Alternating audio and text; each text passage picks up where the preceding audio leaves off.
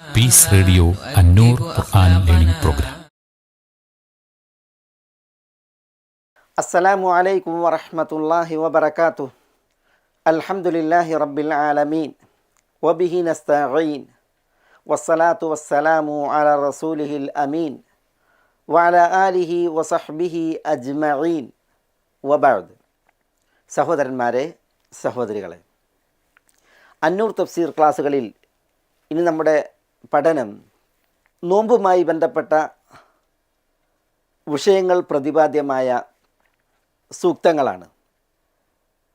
183, 184, 185 തുടങ്ങി ഏതാനും വചനങ്ങൾ. വിശുദ്ധ മദീനയിൽ ഹിജ്റയുടെ 2-ാം വർഷം ഷാബാൻ മാസത്തിൽ റമദാനിലെ നോമ്പിനെ നിർബന്ധമാക്കി അവതീർണമായ സൂക്തങ്ങളാണ് നമ്മുടെ പഠനത്തിൻ്റെ വിശുദ്ധ വചനങ്ങൾ. അതിൽ 183-ാമത്തെ വചനം, യാ അയ്യുഹല്ലദീന ആമനൂ കുതിബ അലൈക്കുമുസ്സിയാമു കമാ കുതിബ അലല്ലദീന മിൻ ഖബ്ലികും ലഅല്ലകും തത്തഖൂൻ. അല്ലാഹു സുബ്ഹാനഹു വ തആല വിശ്വാസികളെ വിളിച്ച് യാ അയ്യുഹല്ലദീന ആമനു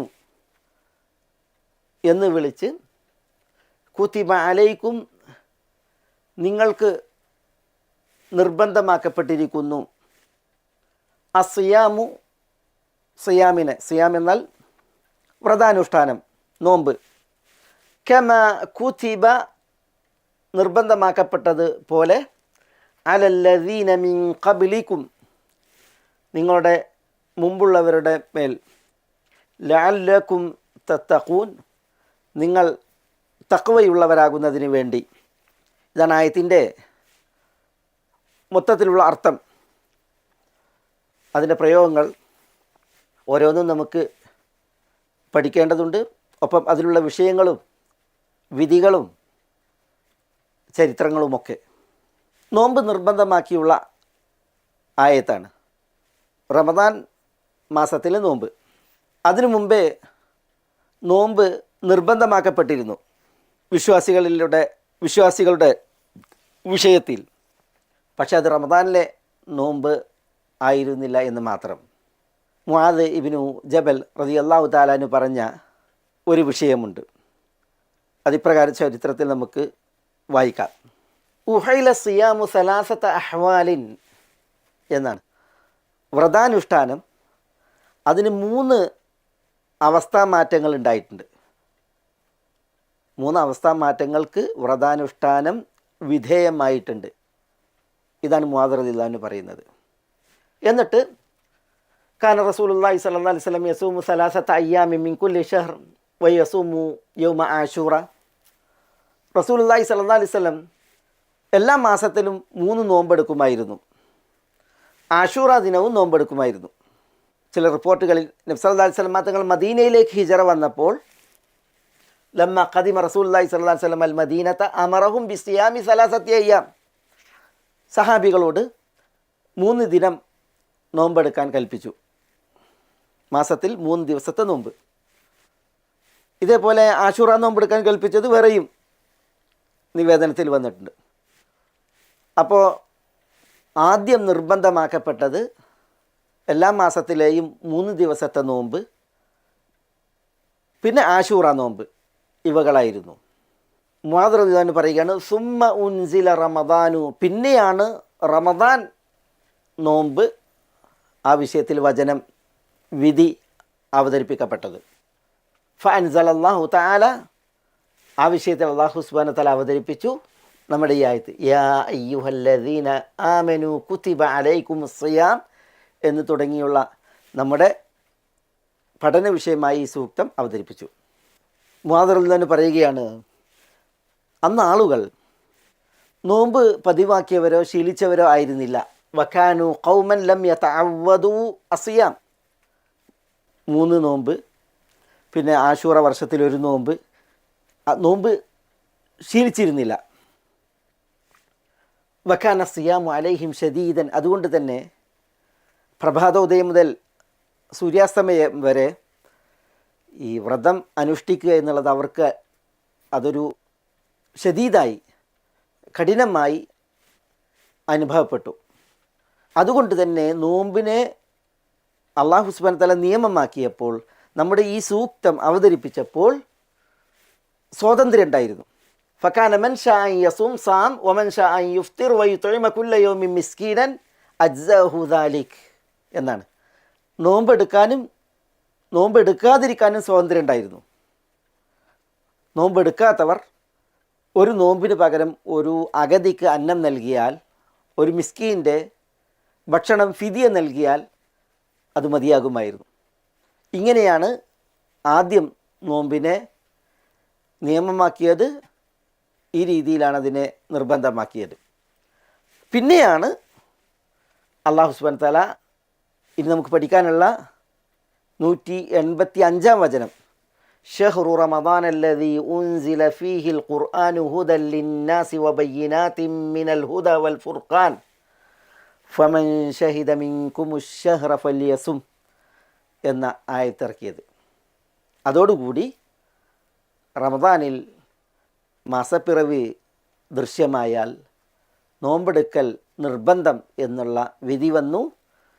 ഈ അഗതിക്ക് അന്നം നൽകി ഫിദിയ നൽകിയിട്ട് നോമ്പ് ഒഴിവാക്കാമെന്നുള്ള വിധിയെ ദുർബലപ്പെടുത്തി. മുആദ് റളിയല്ലാഹു തആല അൻഹു നമ്മളിവിടെ ഈ സൂക്തം അവതരിപ്പിച്ച വിഷയത്തിൽ പറഞ്ഞ ഒരു വിഷയമാണിത്. നോമ്പ്, അതിന് 3 അഹ്വാൽ, അവസ്ഥകൾ മാറി മാറി വന്നിട്ടുണ്ട്.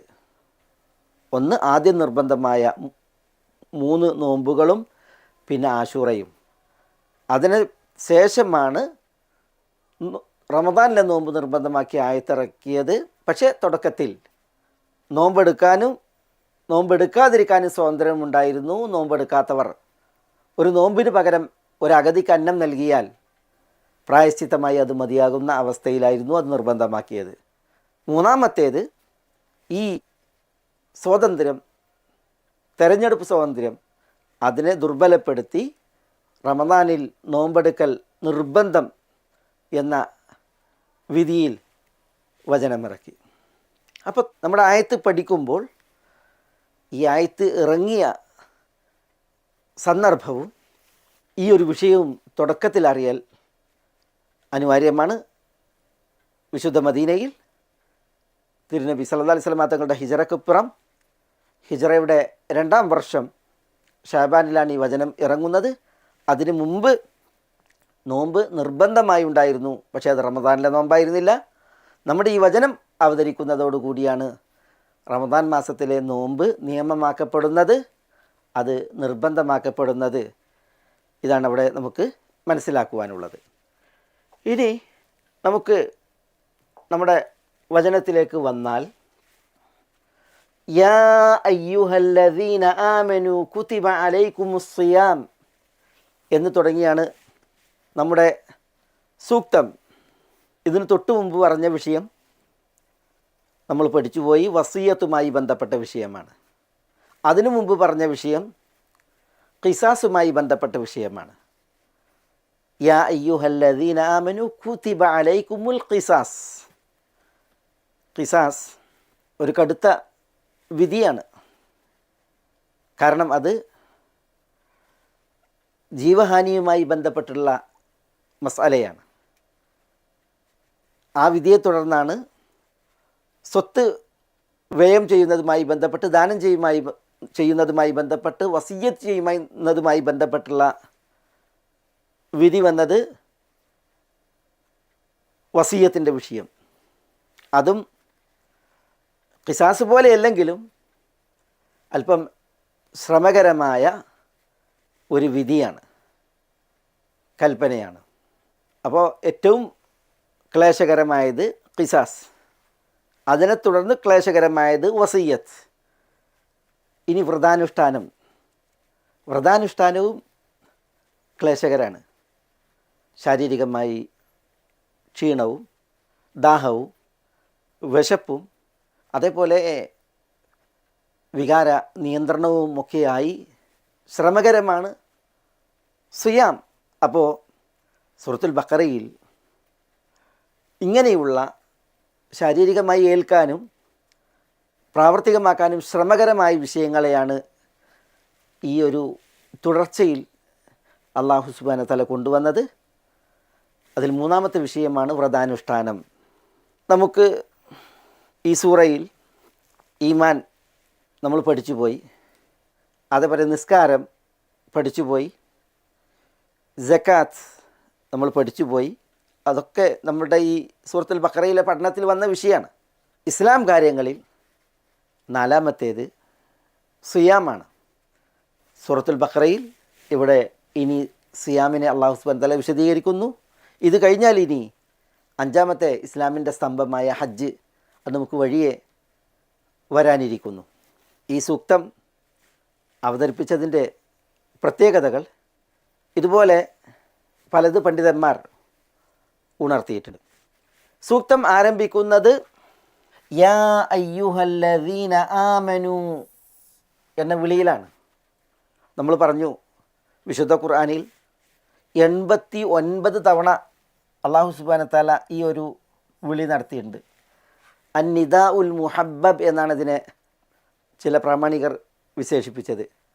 അന്നിദാ എന്ന് പറഞ്ഞാൽ വിളി, അൽ മുഹബ്ബബ് എന്ന് പറഞ്ഞാൽ ഇഷ്ടപ്പെട്ട ഇമ്പമാർന്ന വിളി.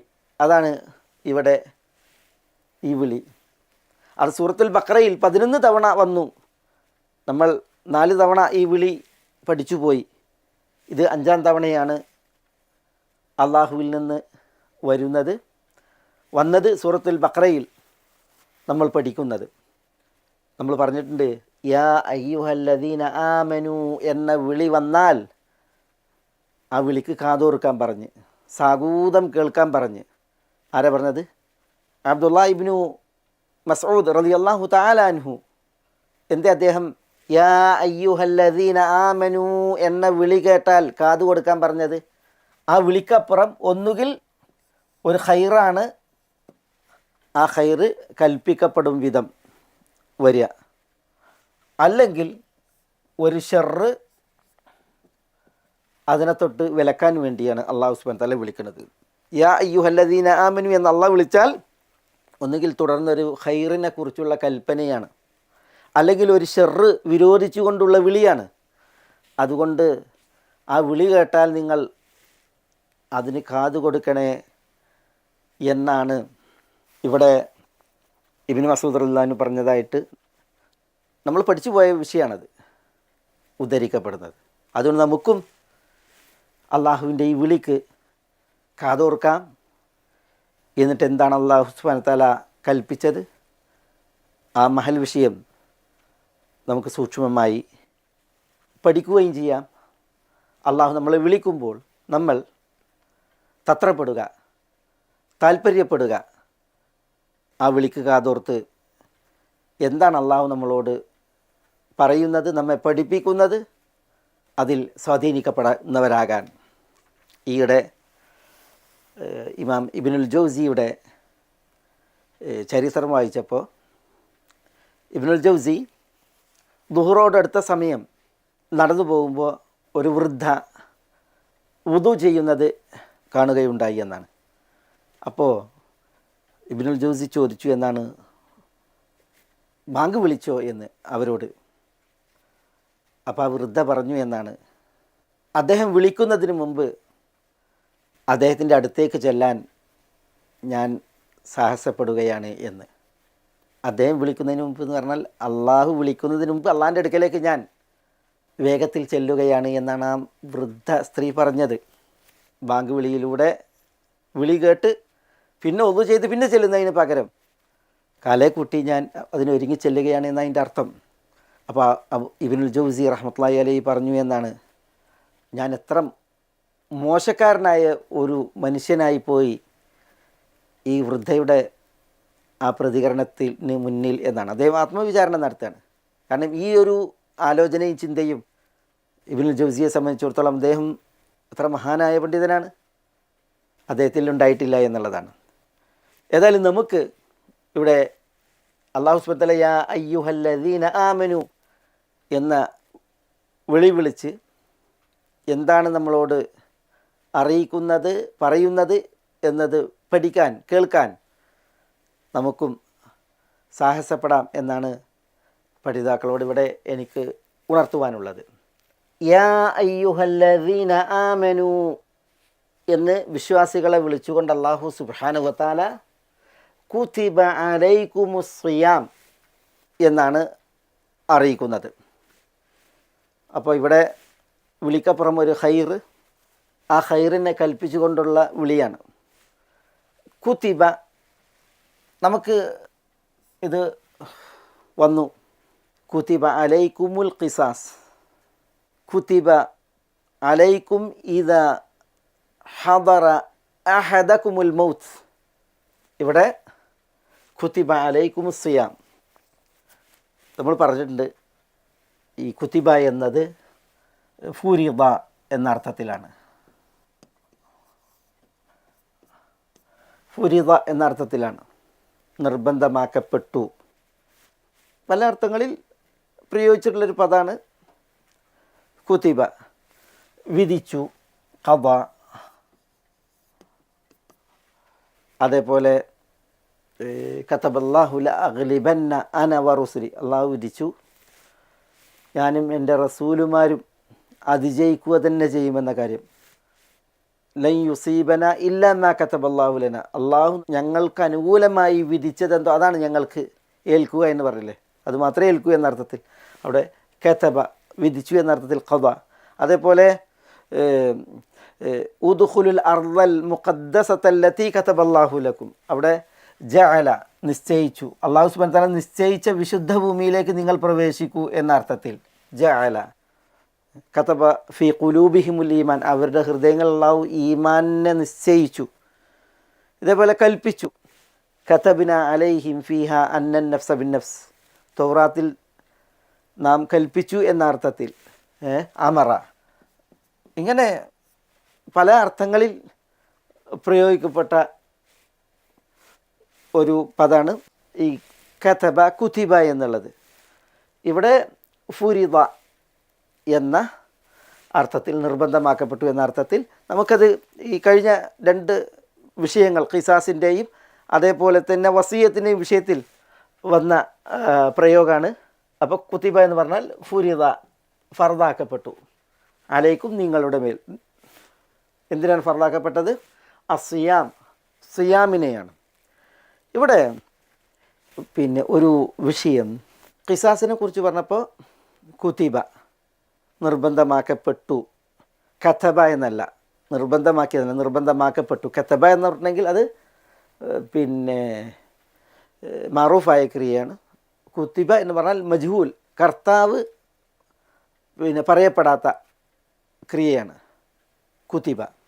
ഖിസാസിൻ്റെ വിഷയത്തിൽ പറഞ്ഞു കുതിബ, വസിയത്തിൻ്റെ വിഷയത്തിൽ പറഞ്ഞു കുതിബ, നോമ്പിൻ്റെ വിഷയത്തിലും പറഞ്ഞു കുതിബ.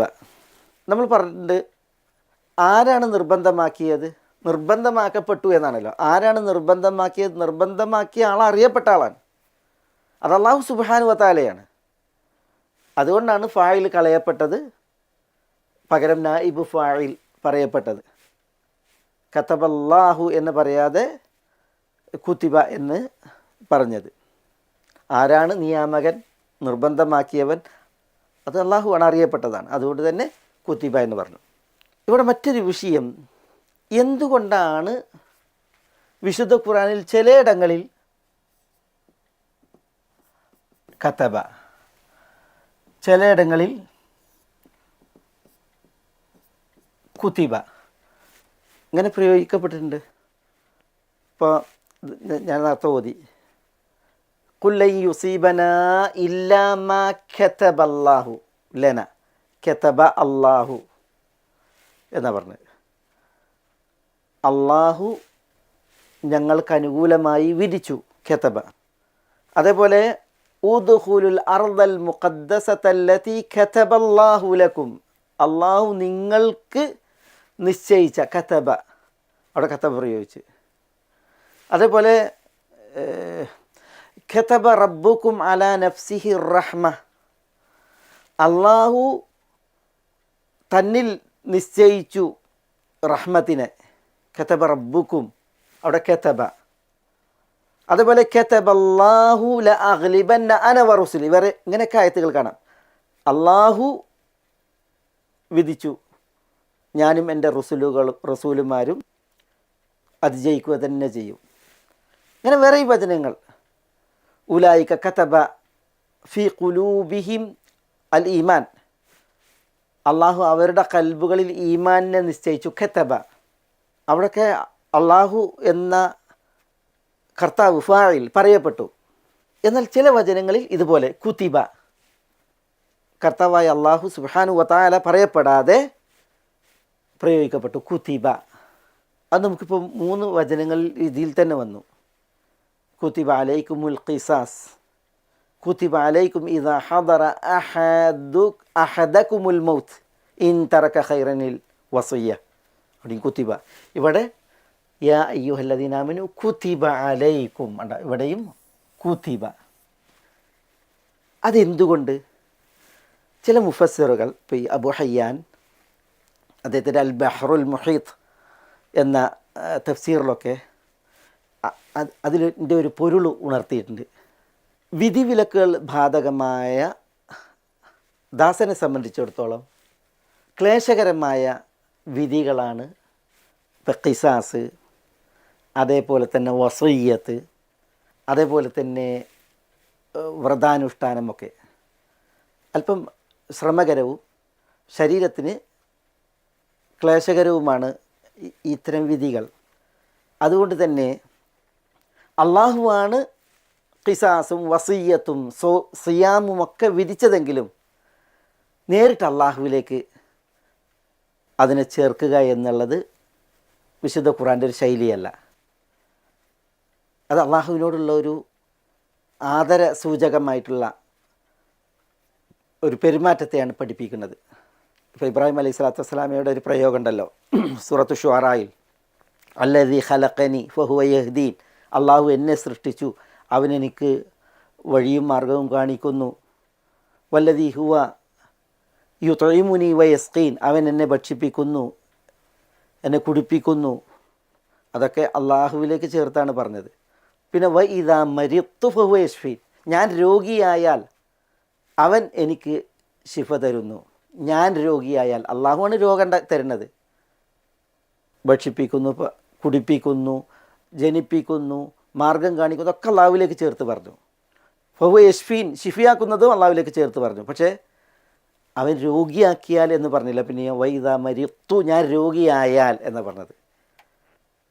അള്ളാഹു സുബ്ഹാനഹു വ തആലയോടുള്ള പെരുമാറ്റത്തിൽ, അള്ളാഹുമായിട്ടുള്ള വർത്തനത്തിൽ അതോടുകൂടി ആദരപൂർവമായിരിക്കണം നമ്മളുടെ പെരുമാറ്റങ്ങൾ, പ്രയോഗങ്ങൾ എന്നതാണ് ഈ പ്രയോഗം അറിയിക്കുന്നത്. നോക്കൂ, നിങ്ങളിവിടെ അടിമകളെ സംബന്ധിച്ചിടത്തോളം അള്ളാഹുവിൻ്റെ വിധി അത് ക്ലേശവും ശ്രമകരവും ആകുമ്പോൾ പ്രയോഗങ്ങൾ ഇങ്ങനെയാണ്. അത് നേരിട്ട് അള്ളാഹുവിലേക്ക് ചേർത്തല്ല. കുതിബ, നിർബന്ധമാക്കപ്പെട്ടിരിക്കുന്നു, അള്ളാഹു നിർബന്ധമാക്കി എന്ന് നേരിട്ട് പറഞ്ഞില്ല. അപ്പോൾ അത് ഇവിടെ പ്രത്യേകം പണ്ഡിതന്മാർ ഉണർത്തിയ ഒരു വിഷയമാണ്. ഈ ഒരു മര്യാദ അത് നമ്മളിവിടെ മനസ്സിലാക്കണം. എന്നിട്ട് നമ്മുടെ പ്രയോഗങ്ങളിൽ നമ്മളത് സൂക്ഷിക്കുകയും പുലർത്തുകയും വേണം എന്നുള്ളതാണ് അതിലെ ബോധനം. സൂറത്തുൽ മാഇദയിൽ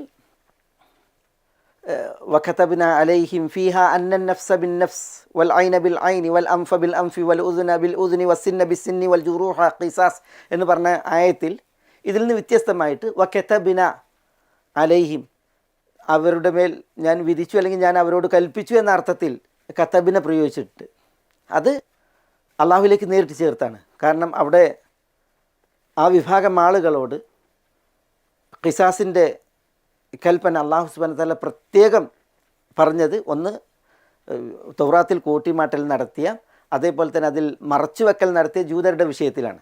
അതുകൊണ്ട് തന്നെ അവർക്കുള്ള ഒരു മുന്നറിയിപ്പും അതേപോലെ തന്നെ ഒരു താക്കീതും, മാത്രമല്ല അവർക്കൊരു ശിക്ഷ എന്നോണം അള്ളാഹു സുബ്ഹാനഹു വ തആല അവതരിപ്പിച്ച വചനമാണ് പിന്നെ പ്രസ്തുത വചനം. അതുകൊണ്ടാണ് അവിടെ കതബിന എന്ന് അള്ളാഹുവിലേക്ക് തന്നെ ചേർത്ത് പിന്നെ ഈ ക്രിയ വന്നത് പണ്ഡിതന്മാർ വിശദീകരിച്ചിട്ടുണ്ട്.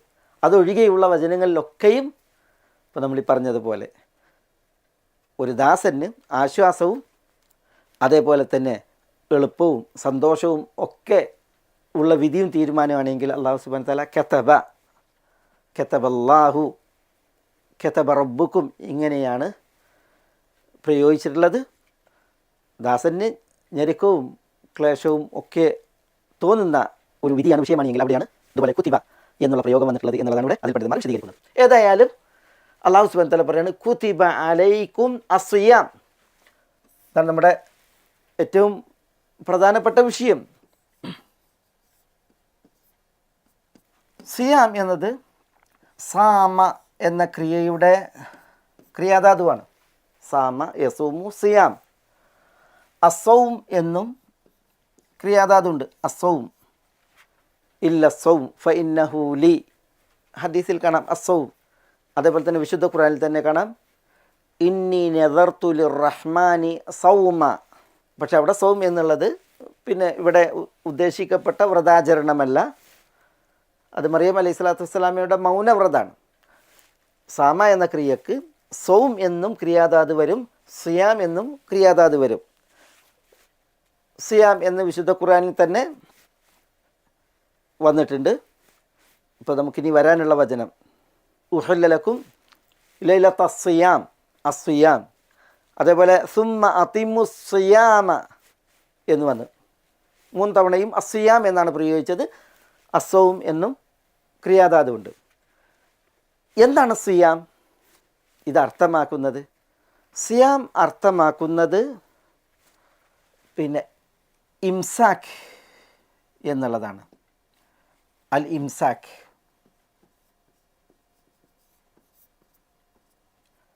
അംസക യുംസിക്കു ഇംസാക്ക്. ഇംസാക്ക് എന്ന് പറഞ്ഞെങ്കിൽ പിടിച്ചു വെക്കുക, പിടിച്ചു നിർത്തുക എന്നുള്ളതാണ്. മറിയം അലൈഹിസ്സലാത്തു വസ്സലാം ഇന്നി നദർതു ലിർറഹ്മാനി സൗമ. അർറഹ്മാനായ അള്ളാഹുവിന് ഞാൻ സൗമിനെ നേർച്ചയാക്കിയതാണ്. സൗം എന്ന് പറഞ്ഞാൽ അവിടെ സുക്കൂത്തം ഫിൽ കലാം, മൗനവ്രതം, സംസാരം പിടിച്ചു വെക്കുക എന്ന് പറഞ്ഞെങ്കിൽ മൗനാചരിക്കുക. സാമത്ത് റീഹ് എന്ന് പറയും അറബിയിൽ. സാമത്തി റീഹ് എന്ന് പറഞ്ഞാൽ കാറ്റ്. സിയാം എന്ന് പറഞ്ഞാൽ കാറ്റടിച്ചു വീശാതെ ഉള്ള അവസ്ഥ. ഒരു കവിതയിൽ കാണാം, ജാഹിലി കവി നാബിഗത്തു ദുബിയാനി പറയാണ് ഖൈലുൻ സിയാമുൻ വ ഖൈലുൻ ഗൈറു സായിമത്തിൻ തഹ്തൽ അജാജി വ ഉഖ്റ തഅലു കുല്ലു ജുമാഇൻ. ഖൈലുൻ സിയാമുൻ, ചില കുതിരകൾ സിയാമാണ്. സിയാം എന്ന് പറഞ്ഞാൽ ചലിക്കാതെ അടർക്കളത്തിലേക്ക് പായാതെ നിൽക്കുന്നവയാണ്. വഖൈലുൻ ഗൈറു സായിമത്തിൻ, മറ്റു ചില കുതിരകൾ അവർ ഗൈറു സായിമത്താണ്, സഞ്ചരിച്ചു കൊണ്ടിരിക്കുകയാണ്, പ്രയാണം നടത്തുകയാണ്. തഹ്തൽ അജാജ് എന്ന് പറഞ്ഞാൽ പൊടിപടലങ്ങൾക്കിടയിൽ, രണഭൂമിയിൽ, യുദ്ധഭൂമിയിൽ. വ ഉഖ്റ തഅലു കുല്ലു ജുമ, മറ്റു ചില കുതിരകൾ അതിൻ്റെ കടിഞ്ഞാണിൽ അത് ബന്ധിതമാണ്, മൂക്കയറിൽ ബന്ധിതമാണ്. അവിടെ ഖൈലുൻ സിയാമുൻ വ ഖൈലുൻ ഗൈറു സായിമത്തിൻ എന്ന് പറയുന്നത്. സിയാം അതാണ് പ്രയോഗം.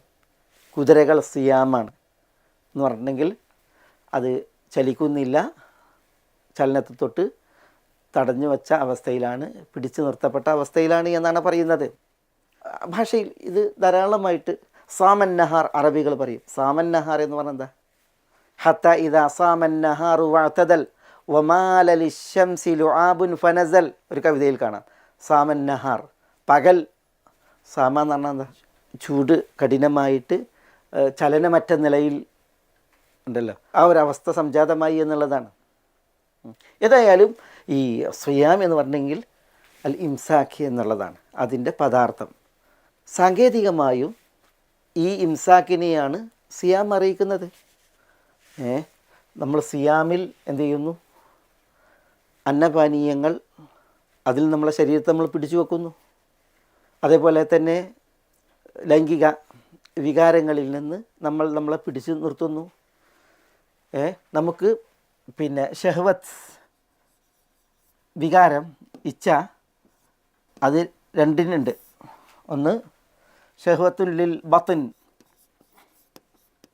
പിന്നെ ഷഹ്വത്തുല്ലിൽ ഫർജ്. വയറിൻ്റെ ഷഹ്വത്ത്, ഇച്ഛ, അതാണെന്ത്? തിന്നുക, കുടിക്കുക പോലുള്ള ഇത്. ഫർജിൻ്റെ അത് ലൈംഗികാവയവം, അതിൻ്റെ ഇച്ഛ, അതാണ് നമ്മുടെ രതി, വികാരം. ഇതൊക്കെ പിടിച്ചു നിർത്തലാണെന്ത്? സിയാം, നിയ്യത്തോടു കൂടി. അത് ഏത് മുതൽ ഏത് വരെ? മിൻ തുലൂഇൽ ഫജ്ർ, ഫജറിൻ്റെ ഉദയം മുതൽ ഇലാ ഗുറൂബി ശംസ്, സൂര്യൻ്റെ അസ്തമയം വരെ. നിയ്യത്തോടു കൂടി നമ്മുടെ വയറിൻ്റെ വികാരം, നമ്മുടെ ലൈംഗികാവയവത്തിൻ്റെ വികാരം അത് നമ്മൾ പിടിച്ചു നിർത്തുന്നു ഫജർ ഉദിച്ചത് മുതൽ സൂര്യൻ അസ്തമിക്കുന്നത് വരെ. അതാണല്ലോ സിയാം സാങ്കേതികമായി. ചിലർ പറഞ്ഞു അത്തഅബ്ബുദുലില്ലാ, അള്ളാഹ്ക്ക് ഇബാദത്തെടുക്കലാണ്. എങ്ങനെ? ബി ഇംസാക്കിൽ മുഫ്തിറാത്ത്, നോമ്പ് മുറിയുന്ന കാര്യങ്ങളിൽ നിന്ന് വിട്ടകന്ന് അതിനെ പിടിച്ചു നിർത്തി. മിൻ തുലൂഇൽ ഫജർ, ഫജറിൻ്റെ ഉദയം മുതൽ ഇലാ ഗുറൂബി ശംസ്, സൂര്യാസ്തമയം വരെ. അതാണ് അസിയാം. അപ്പോൾ ഭാഷാപരമായ അൽ ഇംസാക്ക്, പിടിച്ചു നിർത്തൽ എന്നുള്ള അതിൻ്റെ അർത്ഥം, അത് സാങ്കേതികമായ അതിൻ്റെ ആശയത്തിൽ നന്നായി പ്രതിഫലിക്കുന്നു എന്നുള്ളതാണ് ഈ സിയാം എന്ന പദത്തിൻ്റെ പ്രത്യേകത. ഇൻഷാ അല്ലാഹ് ഇനി നമുക്ക് ആയത്തിൻ്റെ ബാക്കി ഭാഗം അത് അടുത്ത എപ്പിസോഡിൽ ബിഇദ്നില്ലാഹ് തുടർന്ന് പഠിക്കാം. അസ്സലാമു അലൈക്കും വറഹ്മത്തുള്ളാഹി വബറകാതുഹു.